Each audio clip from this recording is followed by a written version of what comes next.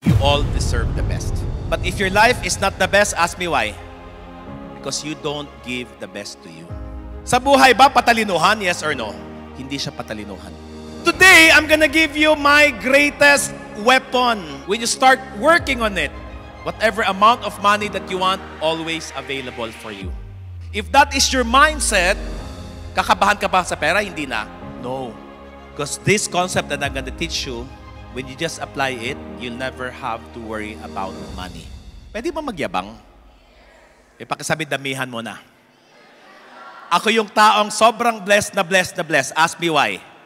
Ako yung tinaguriang pinakabobo. Yung grades ko sa school was bagsak-bagsak.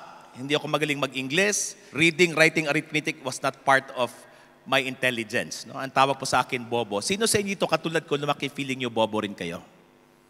Wow, ito mga honor. Grabe, no? Sa mga itsura niyan, honor. Right? So dati, sa 70s, pag bobo ka, ibig sabihin wala kang chance maging successful. Ito pang worst part. Pakisabi, what's the worst part? Bobo na pangit pa. Grabe, no? Na-hurt, na-hurt. Okay lang, classmate tayo. Elton, no? Nagagapuhan kayo sa akin ngayon? Parang dito lang. Dito. Nagagapuhan kayo sa akin ngayon? Pakisabi sa katabi mo, friend, pag may budget ka, gaganda ka rin. Tignan mo yung katabi mo kung may budget ba. Grabe, no? Pangit ka na nga, mahirap ka pa, ano na lang? Did that make sense? And I think I'm so blessed simply because when I graduated college, nakakatawa kasi nag-apply ako ng 100 kumpanya. Ni isang company walang tumawag sa akin for interview. Not even Jollibee and McDonald's. Why? Yung grado ko talagang hindi katanggap-tanggap. Yung picture ko talagang hindi kasya yung mukha ko sa isang one by one ID. Grabe. As in, sobrang devastated ako. Tapos, pinakamalaking break na meron ako sa buhay ko is nakakuha ko ng isang trabaho and I worked there for 15 years. And I guess some of you alam na, galing sa aking social media, that my first job was that of a janitor. Pagkasabi, ang gwapong janitor naman yan. Why was I blessed? Na-realize ko, yung unang exposure ko sa trabaho, hindi ako nagtrabaho sa isang boss, hindi ako nagtrabaho sa isang manager, kung hindi na-realize ko, nagtrabaho ka sa isang mentor. Anong pinakaiba ng boss sa mentor? Yung boss will only require you, will only help you so that your performance at work gaganda at babango siya. True or true? Not good, not bad. Yun talaga ang trabaho. But na-realize ko, yung pinakauna kong pinagtrabahuan was actually a mentor. Hindi pa uso ang mentor noon na word. Ngayon lang yan naging uso. And that mentor actually supported me with the greatest lesson in life that up until now, I am still adapting. Up until now, I am still embracing. That no matter what I do in my life, I'll always be successful. Okay ba yun? Na my success is never dependent on the company, on the boss, or on the country, or in the economy. My success is dependent on who I am. Because this is what I really believe. No, success is here and now. Ako po, lumaki ako sa family na ang aming judgment, aasenso lang ang buhay mo pag nag-abroad ka. Meron din bang ganyan? That's why you're all here.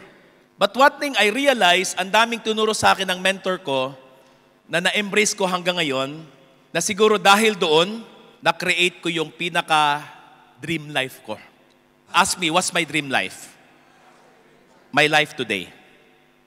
This is not just only money because, again, this is about me being able to share my life, being able to work really hard. Guys, at 54 years old, hindi ko na kailangan magtrabaho because financially, okay po ako in the next 50 to 70 years, financially. The same lifestyle. Pero ako yung pinakamasipag na taong kilala ko sa sarili ko. Gaano kasipag? Some of you know, as early as 4 a.m., nasa Zoom na po ako. 5 a.m. to 6 a.m., nasa Zoom pa rin. All the way hanggang 10, 11 p.m. And 100% of the things that I do has nothing to do with money making, but everything to do with nation building. Ask me why. Isa lang po ang pangarap ko, at hindi ko to titigilan hanggat one day, until my last breath, to see Philippines as a first world country.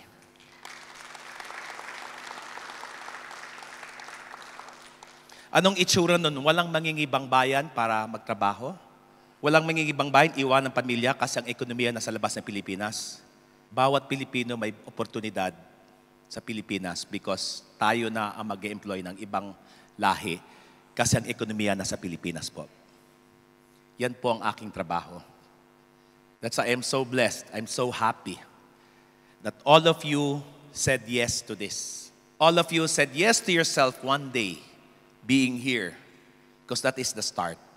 And the last time I was here, blessed ako kasi maraming big social media influencer na naniniwala sa advocacy ko. The last time RDR was here, spent 7 days of his time, walang negosyo, buhos lahat sa pagmamahal niya sa akin dahil sa advocacy ko. And here comes Real Talk Darbs for 5 days being here, not generating income but being able to serve and support this community that he loves. Mamaya-maya, mamit niyo po. Of course, I'm so blessed, no? Pwede bang i-acknowledge ko? Yung taong naniwala sa akin, nung siniwalan ko itong ganitong trabaho, yung mga mentor ko dito, Coach Max, palakpakan natin. Okay? So nung nabalitaan niya, sabi niya, sama ako dyan. Sabi ko, Buds, ano to ha? Pro bono to. Kasi sa alam nyo lang, pag naghawak ng mic yan, mahina pong 500,000. Pero mamaya-maya, maririnig niyo po siya mamaya. Palakpakan natin. No? Of course, isa ring parang ka ng kapatid, no? Nandito rin. Hindi niya alam ba't siya naiiyak. No? Kasi talaga ramdam niya yung puso. No? And she's here. You can hear from her later on. Coach Gina Katigbak, palakpakan natin. And of course, later on, Darbs and Lady Boss Nicole will be here to support us in making sure that you are well supported by us. So excited ba kayo? Are you sure? So, having said that, narinig nyo ba na hindi ito seminar, kung hindi ito po'y workshop? What's the word? Magtatrabaho po tayo. Hindi po ito siya katulad ng nanonood kayo because if you just watch here, sana nag-YouTube na lang tayo.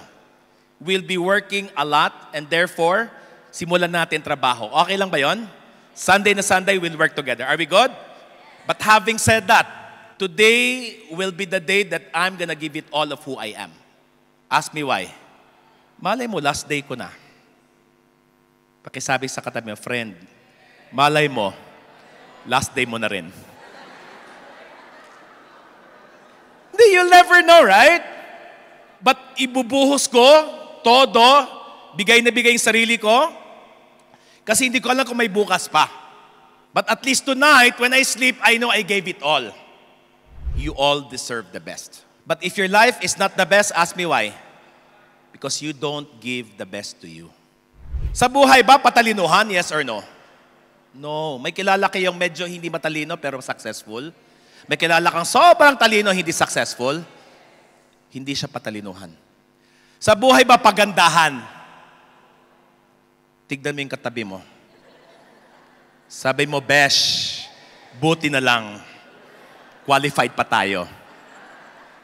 But maybe today, I'm gonna give you my greatest weapon in terms of making sure I'm creating whatever I want in my life. How many of you here, you want to have a sexy, fit, healthy body? Raise your hand. Tignan mo yung katawan mo, husgahan mo. Klaro ba? Kasi pag nakuha nyo itong isi-share ko at in-apply ninyo, I'll guarantee, the older you get, pakisabi, the older I get, the yummier I become. The older I get, the hotter I become. Okay lang ba? Pakisabi, money is like an air. When I need it, lalanghapin ko lang. Everyone inhale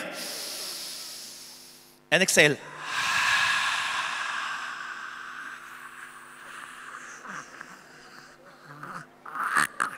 May nagtira ba? Or binuga lahat? May nagtira or binuga lahat? Bakit sa pera ganyan? Pag kumita, hindi na lumabas. Maybe that's one principle.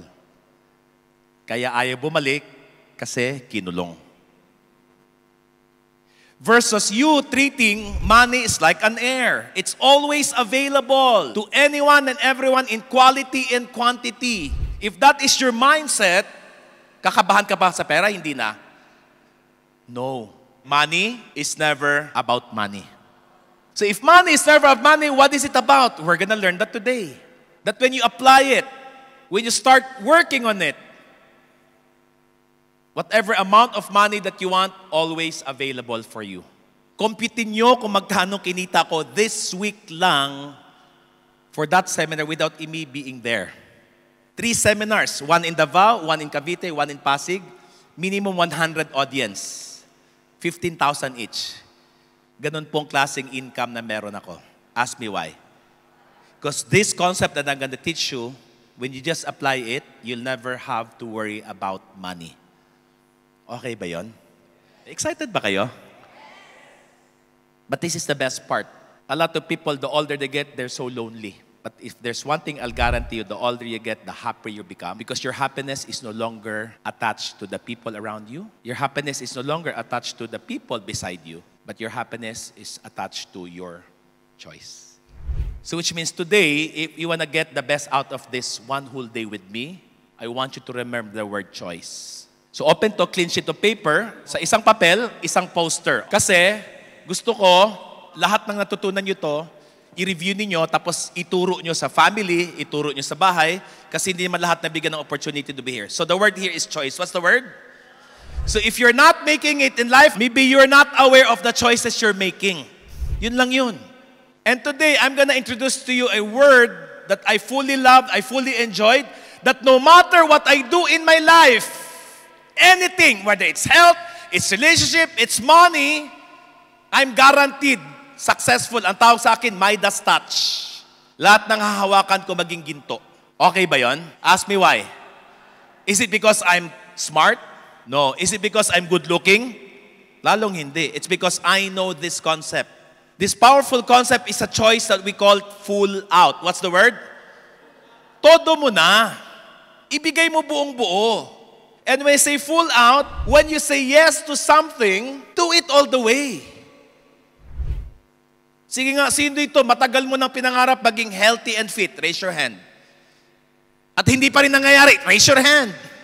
Ask me why. Totodo ka lang, tapos aatras ka. Ganon din naman, ganon din sa pera. But in the end, nasa kamay mo ang success mo, kailangan bigay mo buong buo sa iyong sarili. Because this seminar will only work to the degree of how much you're willing to work on you. Like today, ramdam nyo bang binigay ko yung sarili ko buong buo?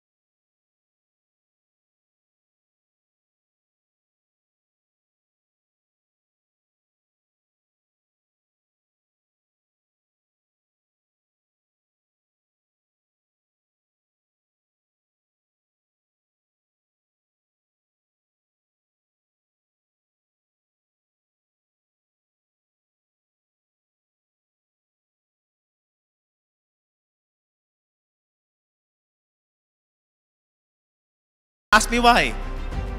Hindi ka full out eh.